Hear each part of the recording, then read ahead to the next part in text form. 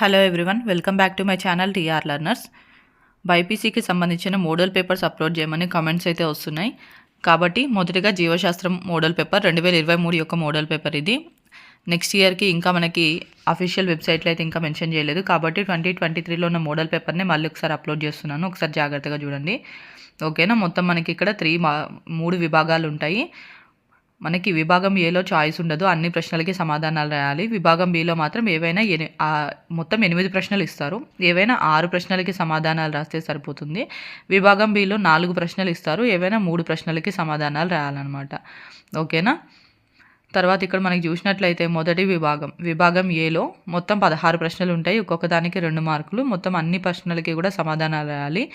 ఏమేం ప్రశ్నలు ఇచ్చారో ఒకసారి ఇక్కడ మీరే జాగ్రత్తగా చూడండి. నేను క్వశ్చన్స్ అయితే ఏం చెప్పట్లేదు, లేదంటే ఒకసారి చదవమంటారా. స్పైరోగైరాను కొలను పట్టు అని ఎందుకు అంటారు? మొదటి ప్రశ్న. రెండవది, హైడ్రోఫోనిక్స్ జల పెంపక విధానం అనగానేమి? సూక్ష్మ వ్యాప్తి సాంకేతిక ప్రక్రియ ద్వారా వ్యాప్తి చెందించబడే మొక్కలకు 2 ఉదాహరణలు ఇవ్వండి. 4వ ప్రశ్న, పరిపక్వ విత్తనంలోని